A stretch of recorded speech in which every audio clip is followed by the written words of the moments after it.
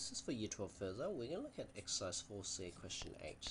Okay, so we've got a scatter plot, a regression line drawn on it, and we're given the equation of the regression line. Okay, what you notice is that the intercept's 4.9 and the gradient's negative 0.043, so our slope would correlate to what it looks like. So our slope would be negative, so it looks something like that. Determine the Pearson's correlation coefficient for the data. Okay, so given the coefficient of determination, we're trying to go back to find the R value. So all you have to do is you go square root of 0.370, and you get 0.6083. 6083. Okay, so R equals 0.6083. We're not done yet, because whenever you square root an R squared, you just you can either get a positive or negative value. Now, I've just done the square root part, but it doesn't answer whether it's positive or negative. So you have to look at the graph itself. Is the R value positive or negative? Because R value tells you the direction. Okay. Now we can see clearly that this graph is negative because it's going down. So we got to remember to put a negative if the graph is going down. Okay. Another way to figure this out is if you look at the gradient, we can see the gradient is actually negative because it's got the negative number there. So you know that the R value is negative and not positive. B, interpret the coefficient of determination in terms of variables, hearing score, test score, and age. Okay, so remember the R squared value can be converted into percentage. If you times that by 100, you should get 37%.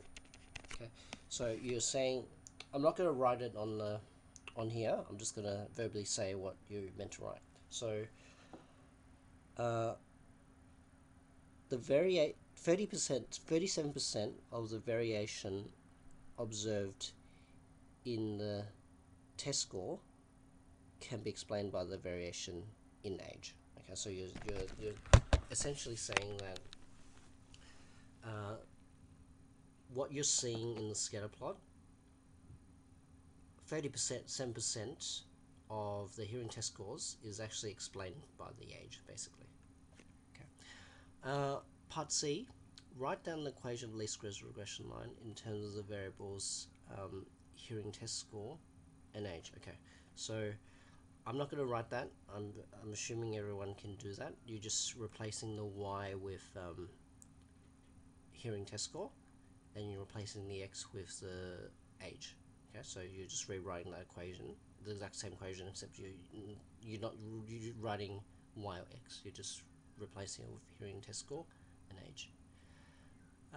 Use the least squares regression line to predict the hearing test score of a person who's 20 years old. Okay, so you're subbing in age equals 20 into the equation. So literally, in the x, you're going to sub in 20 and find out what the y equals to, which is what the hearing test score is. So you're literally going 4.9 minus 0.0043 times by 20, so you get 4.04. Okay, so 4.04 is the predicted hearing test score. Determine the residual value if the person's actual test score is 2. Okay, that's important. So residual is actual minus predicted. So my actual test score is 2, because they've said it. They've said the person's actual test score is 2 minus the residual, so 4.04. So residual be Jordan calculator. So 2 minus 4.04, 2.04. Okay, negative 2.04. Okay, they haven't actually stated how many sig figs or decimal places, so I'm just going to put it to decimal places. So at the back of the book, it might be negative 2. I'm not sure.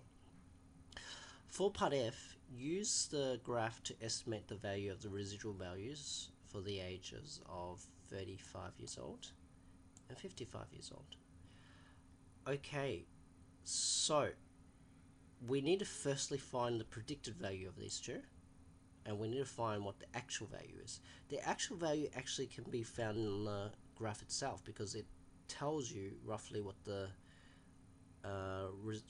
actual value is. So the points on the scatter plot are the actual values. So first things first, let's get the residual values. Now I'm going to recycle this because it's relevant to our calculation. I just need to replace it with 35. So 3.395.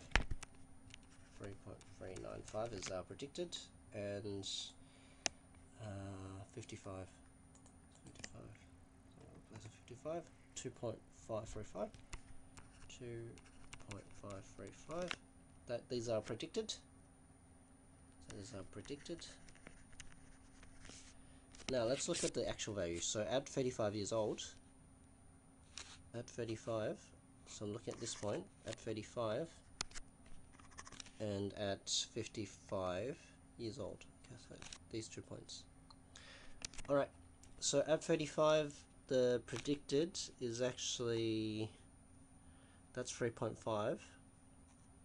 I'll say it's around 3.8. This is by all means not very accurate because they haven't given us a very good graph to read. And 55, it's around 2.4. Okay, so residual equals actual minus predicted. So actual 3.8 minus 3.395, and residual is actual minus 2.535. Okay, let's calculate what these are. So we've got 3.8 minus 3.395 and 2.4 minus 2.535. So we got 4.405, 0.405, and negative 0.135, negative 0.135. Again, I just want to highlight that these values might be slightly different to the book because I'm reading off by hand. I'm reading off by eye. The graph isn't that exact to allow me to read it with any precision. Okay, so that's the process you go through. Okay, the residual plot is shown below. Does the residual support the initial assumption that the linear relationship between hearing tests is essentially linear? You can say it does, because can you see a non-linear pattern there? That's clear. It's more or less randomly scattered. So you're going to say that scatter plot, residual plot is randomly scattered, thereby supports assumption of linearity.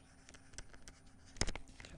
And that's how you approach questions like these. So predictions and residuals shouldn't be an issue for you now, okay? As long as you know that residual is actual minus predicted. Predicted values are usually gotten from the regression line you calculated, so you sub in a value that you're interested in the regression line, and then you minus that from the actual value. Hopefully that helps.